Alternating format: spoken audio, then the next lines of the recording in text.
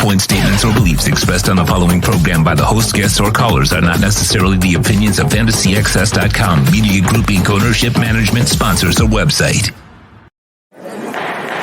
All rise, football fans, as the Welt Rheaume Miami Dolphins report with Marcel Louis-Jacques is in session. Welt Rheaume has more than 62 years of litigation experience handling insurance disputes. They are committed to resolving even the toughest insurance claims quickly. Call them for a free consultation. 954-966-4646. Here's Miami Dolphins insider Marcel Louis-Jacques. There he is, locked and loaded and ready to go. All right. How you feeling? You feeling good? I'm feeling great, man. I am feeling great. 31 years old, years young. Oh, happy birthday today. That's right. Appreciate it. Yeah, it's it never. I didn't spend a whole lot of time thinking about it. It's funny, 20 years ago, I would have been counting down my birthday for 5, 6, 7 days out in advance. Now I just kind of like woke up yesterday. I was like, oh yeah, shit. I'm 31 tomorrow, babe. Let's go to In-N-Out to celebrate. And that's exactly what we did. There you go. Good stuff. Will Jonathan Taylor be celebrating that he got out of Indianapolis by 4:00 tomorrow? Well, a couple days ago, I said that if I had to choose one, that is probably the route that I would go to.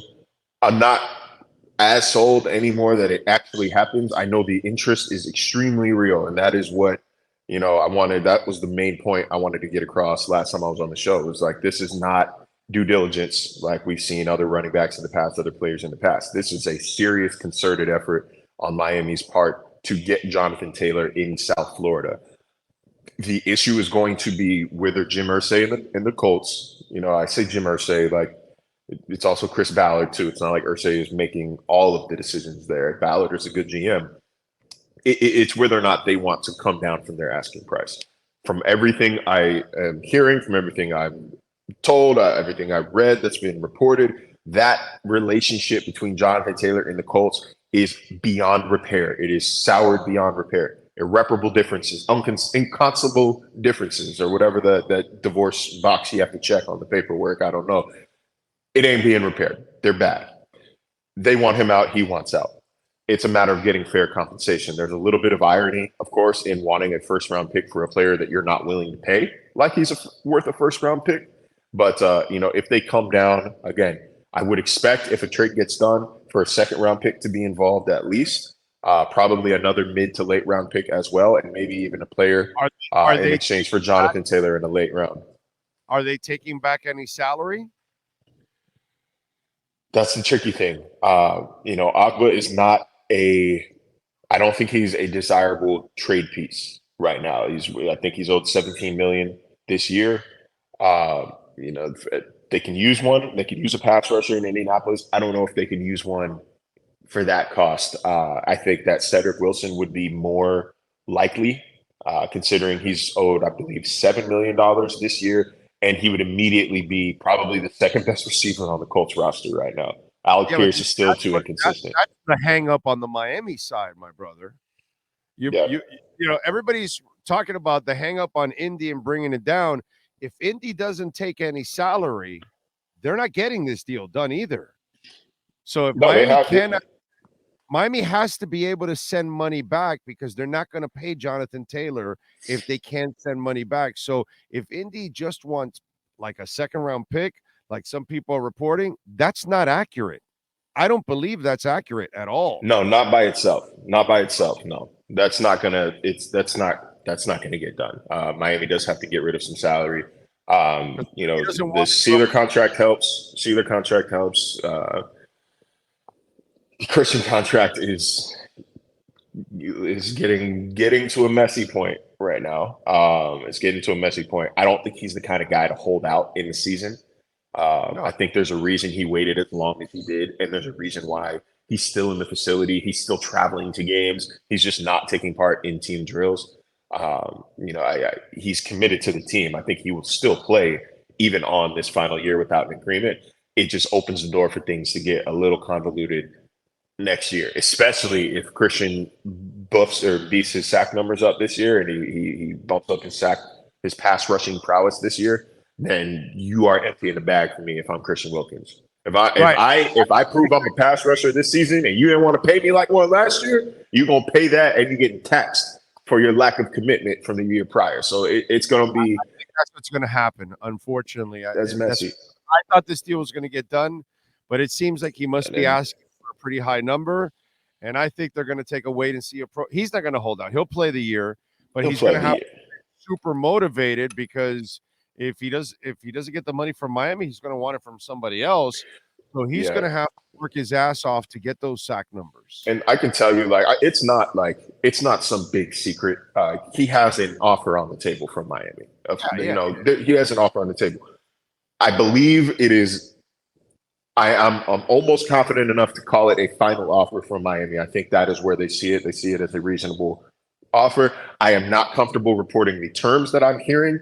But the ballpark is right in line with what these other defensive linemen have been paid this season. So it's not Ed Oliver money. Ed Oliver, I think, got 17 a year.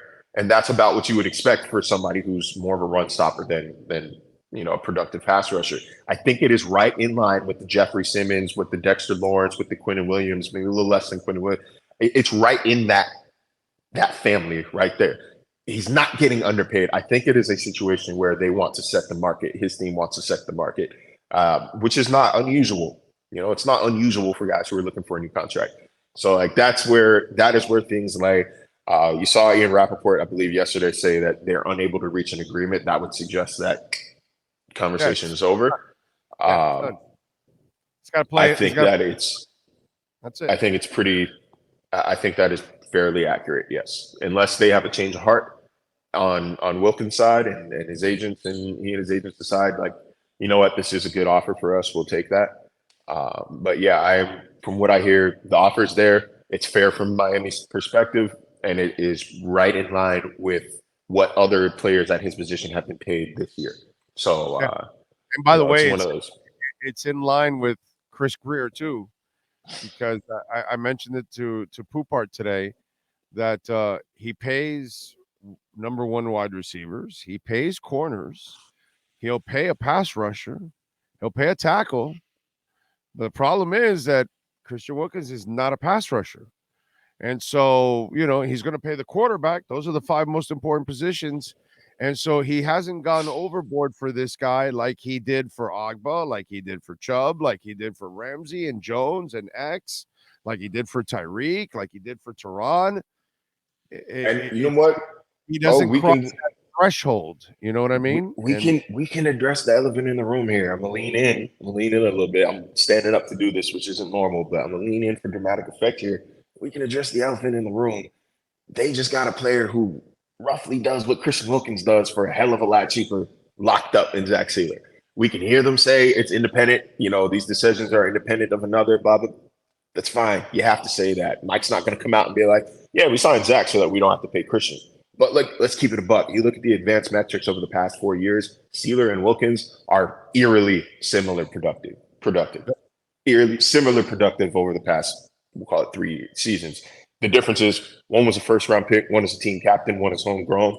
The other, you plucked off the waiver wire and has really come into his own now that he's gotten. But that's locked up. That's 10 a year. I think they're. I don't want to say I think they are because I don't want that to be misconstrued. But I think most teams would be okay with signing a player for $10 million over a player for $22+ million when they both do the same thing. And let's keep it real. They more or less do the same thing. You can make an argument that Sealer and Wilkins kind of need each other to succeed, but one of them, their team was willing to play ball. The other one has not played ball yet, or has not signed, has not accepted the offer, and there's a stalemate with. I don't want to make it seem like they're being unreasonable because I'm all for players getting their money and maximizing their earning potential during their prime earning years. I'm all aboard that train. There is a limit.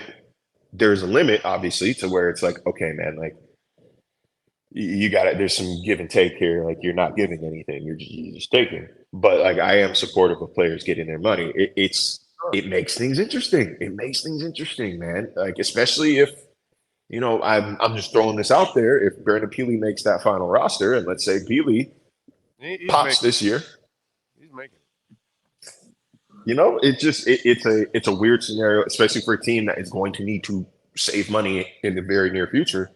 This would be a devastating blow, I think, to locker room morale, to the whole team building effort. But if you don't want the money, you don't want the money.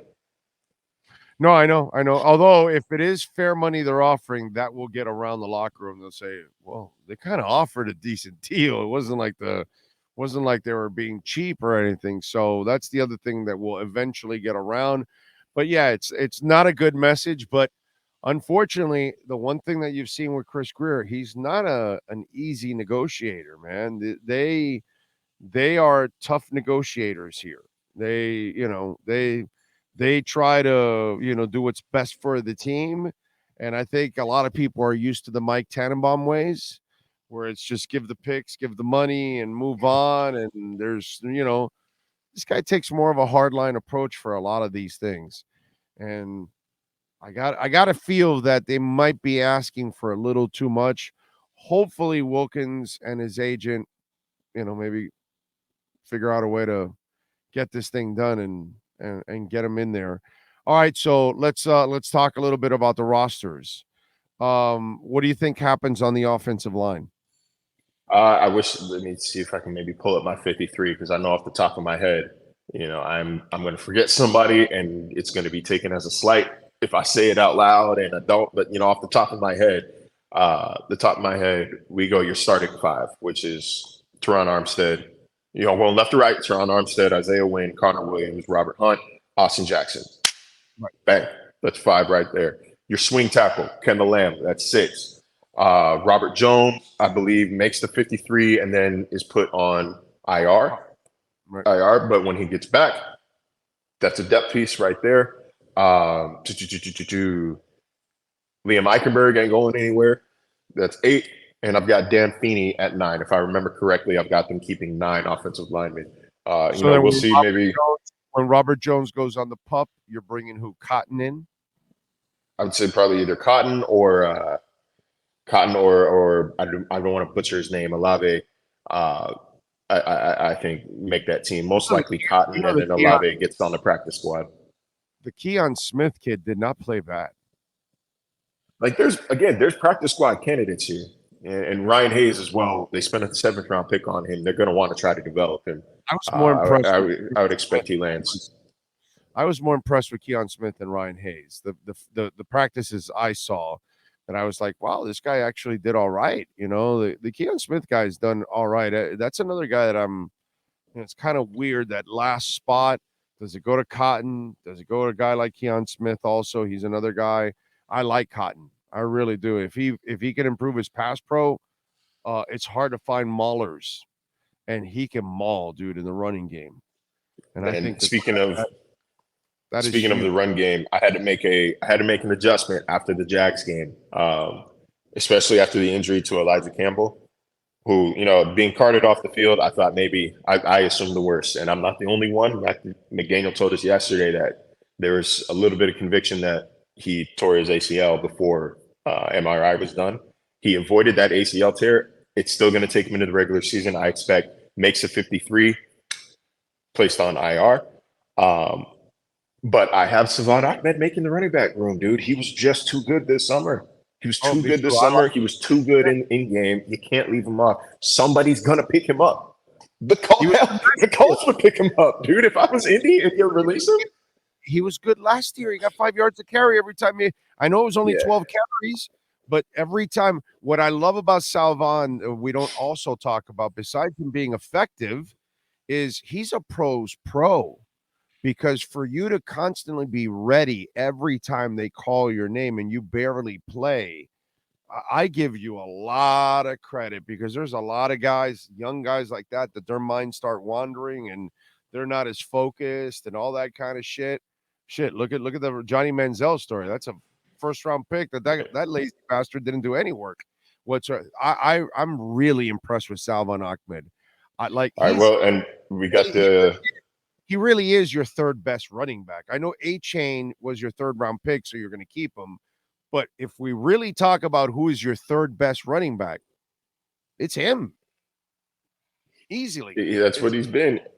We do have a little bit of breaking news as well. Dolphins are releasing Malik Reed. So I got that one wrong in my in my 53 projection. You had Malik Reed making the team? I had Malik Reed making the team just because of the deal he got in free agency, and they need depth at linebacker.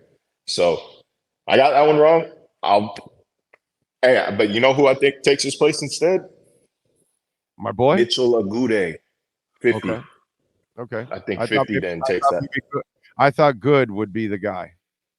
No, I think his versatility. No, I really do. I really do. I like Good's. I like Cameron Good's versatility. He can play multiple linebacker positions. I think you can still stash him. I think you can still stash him on the practice squad and maybe call him up. Fair enough. I mean, you still stash. I also think you can't argue the play of Agude. You can't argue it. No, not at all. Not at all. I think Hill, the tight end, I think he is a cut and bring back candidate unless he makes it outright. He's my third tight end. I think he has been that good. He's my third tight end. Matter of fact, and as I'm reading through this, I'm having some second thoughts. I would argue probably keep him over Tyler Kroft. I like the experience that Tyler Kroft brings. I like the versatility. Hold on a second. Poop made a really good point because I had the same thing. But if Saubert's injury is serious, you're going to put him on IR, keep Kroft instead, and then Julian will be your third. Is a good guy. point. But that's a good point. I mentioned in here, keep an eye on Julian Hill to be released and re-signed. I would not release Julian Hill. Julian Hill for me is your best two-way tight end on the team. To me, he's the best receiving tight end out of the guys that are left, and he can block some. So I think it would be potential over all the other guys that you have. Smythe is solid. I like Smythe. But I think Julian Hill's got some potential. They are committed to Smythe, bro. They re-sign. They give him a new contract every offseason, bro. It's Smythe is money. I have no problem with Smythe, but what I'm telling you is I like Julian Hill. He would be my third tight end, and he would be my pass catching tight end when it's all said and done. What they tried to do and with getting Higgy with it didn't work out. Higgins is not making it. But receiver again is interesting. Hill, I got Tyreek, I got Waddle, Berrios, Azukama, Craycraft, and said 6. Chosen, I think, is a release and return candidate, especially as a vet who's not subject to the waiver wire. I think he's probably an optimal candidate in that regard. My roster for me. It's just the consistency is. I think he has a higher upside right now. He has a higher upside if he is locked in and focused for all 17 games. A higher upside than Berrios, Azukama, Craycraft, and Wilson. There's no doubt in my mind about it. We've seen him at his peak. He's a 900 to 1,000-yard receiver. The guy can play when he is locked in. I'm not sure he is going to be locked in for all 17 games. We saw him disappear too often in training camp. It wasn't consistent enough in training camp. So I think that is where, a guy like Craycraft, who, the ceiling might be limited, but the floor is right up here. You know exactly what you're getting from River. Something else that I told Poop. He's limited. He's only a speed guy on the outside. He's not good in the air fighting for the ball. He ain't going to break tackles. He's not going to work the middle of the field. He's not a special teams guy. He just really does. Like Azukama, you can see that he's got all kinds of tools. Even with Tyreek, he's not just a burner. That guy can catch in traffic. He can go across the middle of the field. There are things about Chosen's game that are very limited. He's really just an outside guy and an outside guy with space. If he's an outside guy that has to fight in the air for the football, that's not his game. If he has to be in the field, working the middle of the field, and that's not his game. No, Robbie is a high-end third receiver. He is a high-end third receiver. If your third receiver's peak is he can he can run 1,000 yards. It's a pretty good wide receiver 3, but he is not a number 1 option like the Panthers found out. He is not even really a number 2 option, as the Panthers found out and had to trade him. And if he's not in a situation where it's not a good offense and the team has success, as the Cardinals found out, I don't think he's going to buy in. So it's kind of limited. He is he is limited. He is limited, but I think maybe you bring him back just because of the tools he's got, just because you want that guy like a Trent Sherfield last year who could randomly stretch the field, once or twice a game. So it's really interesting to see. By the way, did you catch Tua? And he is one crafty individual, I got to tell you. So what, the somersault, the backwards. Connor Williams has had some trouble with his snaps. Oh yeah, get that this little. Connor Williams has had some trouble with his snaps. He's got to get that settled down. Connor Williams has had some time. Watch it one more time just to make sure. He's got to get that settled down. He's not trying to reach out and grab it. He's got to get that settled down. Connor Williams has had some I want to ask him about it. Like, I would love to have asked him about it. Obviously that was not the tone of the press conference. First down. Oh, and there's a snap way over to his head. He hustles back, tries to fall on it. First like, down. does he know? There's a snap way over to his head. He hustles back. Does he know somebody's there? Like, his teammate is there to get it, or is he just giving it a shot, getting it away from a Jags guy? I think that's more likely. First down. Oh, and there's a snap way over to his head. He hustles back, tries to fall on it. First down. Oh, and there's a snap way over to his. The lineman was going to end up getting it, but I thought that was cool. And then there's another play. Down. Oh, and I don't know if you noticed it too. There we go. Audio's back. So kind of his jiu-jitsu training came into play a little bit. Hey, I spoke with his coaches last night. I sent them the play. Takes a shove, falls backwards. No. Oh, I don't. It's on your end because I am unmuted. We're not hearing you. I'm unmuted. Though. Your mic. It's on. Is your mic on? Wait a minute. Hold on. I shut it off and turned it back on. Hold on. Okay, do it now. I'm sorry. There we go. I was about to say I'm sorry. I can't do anything else. But no, I spoke with his jiu-jitsu coaches last night. I sent them the clip of him, being shoved, moving back, contorts his body, lands on the back shoulder, somersault, pops up like nothing's wrong. A lot of Bills fans that thing popped off overnight, but a lot of Bills fans are coming in with are we really going to talk about this all year? Y'all were talking about it all offseason. Y'all were talking about it all offseason to this day. The man can't get hit. He hits his head. He doesn't know how to fall. All we're saying is, like, yes, he does. But I think what's frustrating is that, like, people are not seeing the forest through the trees here. Like, forget the jiu-jitsu itself. And realize, like, this is somebody who said, like, I have a hole in this game. I have a problem right now. And he learned an entirely new skill in order to solve it. Like, at the very least, you can applaud work ethic here. Like, by the way, the guy that lands on his back, neck, and head, don't you have a thicker shoulder and neck now? Might have helped too, by the way, when he landed I'm just saying that it's, not only did he learn a new skill, but in beefing up the part of his body that came into play probably on that play right there. But I'm just saying, sometimes, man, like I do appreciate the follow numbers and all that. Like I appreciate that people are still keeping track with me even after I leave. But like, it's also like, damn, y'all, I've been gone for 2 years. Like, stop responding as if like you're my target audience anymore. Like, you're not the fan base that I report to anymore. Like, you're not the fan base I'm reporting for anymore. Like, anybody following me is just to keep track of a team in the division, or because they just like me personally. But like, I don't really like you very much if you are continuously responding to every bit of reporting I do on a team that is not the one you follow. Right.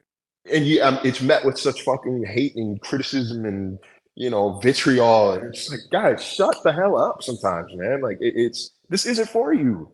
Go look at Josh Allen highlights, man. You guys are doing fine. Well, I don't know. Did you see Diggs have a shit fit after one play in the preseason? I think he's fine. Like he's fine. He's fine. But like it is just like I say it all the time. The next Dolphins game I cover in person, I will have covered more Dolphins games than Bills games. Like I don't get to be claimed anymore like that. I think that's going to be a volatile situation in Buffalo. I'm just saying. I think it's a volcano that is going to explode at any moment. And I think there's a lot of, you want me to tell you something crazy? When I'm looking at the Bills, I'm looking at the Jets, I'm looking at the Patriots. Do you know that after all the shit that people talk about, do you know that the Miami Dolphins may have the better offensive line in the division? I think maybe the New England does by default, but they might. But it's a roll of the dice. Throw a dart at the wall after that. I think the Dolphins have the best overall lineman in the division in Teron Armstead. But that's everybody's looks a little shaky in this division except New England because it's built more to run the ball. No. New England just had to trade for a lineman. Okay, they're hurt. They have to trade for a lineman, or did they trade for a lineman? Like they just traded for a lineman. I'm not saying they had to do it. Like it's not like he's gonna hop in and start right away. Like I think they just saw some value and did it. He may. They did it. They spent, when I was covering the Bills, they spent a 7th round pick for Russell Bodine, who was going to be cut. Russell Bodine did not play for them. Like I think they just said, okay. Did I say Bills or Patriots? I'm saying like the Patriots traded a 7th round pick for the Bills, Russell Bodine, who was going to be cut. And so like I'm not putting any stock into them trading, before cut day. Follow the situation. They're hurting at that position right now. So the guy they traded for, Wheatley, was going to get cut anyways. Actually, they're essentially they're trading so that they don't have to battle it out on the waiver wire. Like, but I think by default they have the best. I'm not saying it's like head and shoulders above anybody, but like there is not really good offensive line play in the AFC East right now. Period. All right, 2 predictions. Give it to the fan base. Does Jonathan Taylor become a Miami Dolphin tomorrow by 4:00? That one's hard. Now. I am less confident than I was 3 days ago. I'll put it that way. I'm less confident than I was a few days ago, just because I think the Colts are going to be stubborn here because Jim Irsay is stubborn. But I stand by wholeheartedly that the Dolphins are. It's very freaking real. I think everybody has seen the reporting over the past few days, ever since I've been on the show. Like the interest is very freaking real. Like if the Colts asking price goes down a bit, if they are willing to play ball, he will be a Miami Dolphin. Like the Dolphins don't need to be convinced for this. They want it. Yeah, but it's real, but it's low-hanging fruit real. They're not going to pay a hefty price. It's not what he does, dude. He's just not into that. By the way, they cut Aubrey Miller. Barry Jackson's reporting. I saw Chris Coleman, but this is honestly, this is Barry's world right now. This is Barry's world. I hate live tweeting cut day. I hate it. They cut Chris Coleman. They cut Jerron Christian now. So there you go. Agude and Garrett Nelson among those who impressed over recent months. Cam Good also was in that mix. So he hasn't mentioned those as getting cuts yet. So yeah, look, man, it's just a certain. I did it my first year covering the NFL offseason, like covering cut day, and like in order to do it, usually from a reporter standpoint, you're reaching out to agents and asking like, hey, just want to see, is this guy cut? Is this guy cut? And I lost like a little bit of my soul that day reaching out to all these people. I can make decent connections with a lot of new agents, but like. If you ask an agent about it, this is their least favorite day of the year, man. Like it's like, I don't want to do, I hate doing that. Like, especially I'm always hesitant to be like number one and first and ahead of the curve on things that we are literally going to get an official release for. So like game day, you're not ever going to see me tweeting out, like almost never going to see me tweeting out this so-and-so, these are the groups of people working out with the inactive guys, We're going to get the list. We're going to get the list 90 minutes before kickoff. It is plenty of time for you to change your fantasy team. And if guys are hurt and one of your guys is hurt, you should have a contingency plan before Sunday. If you're waiting until 90 minutes before kickoff, you screwed up. That's not on me. I've had people before like text me like, why did not text me, tweet at me, DM, why didn't you tell me like I'm going to lose this week? The players don't care about your fantasy team. You think I care about your fantasy team? I care about my fantasy team. I'm struggling too. I had them too. Shit. But no, like cut day in particular, man. It's tough. Again, these guys are losing their jobs. They're losing their, some of them will be brought back. Some of them will continue careers, sure, but like some of them won't. Some of them, this is it. I would rather just get the full release from the team. It's 4 p.m. on Tuesday. We're all gonna be just fine. If you don't know whether or not so and so made the roster for another 24 hours, it's gonna be okay. So you think Taylor's not a Dolphin by Tuesday 4:00? You say? I would say that, and it's only because of my skepticism in Indy's willingness to get a deal done. It has. Okay. Chris Wilkins does. Oh, wait a minute. Oh, there you. Oh, wait a minute. He's gone. Is he back yet? Right now we have a black bear in a dark room, and the black bear right now is working on some photos in the dark room. He's looking at him. Needs more ink. God, I remember when I used to work the dark room in high school. Oh my God, it was terrible. The smell was bad.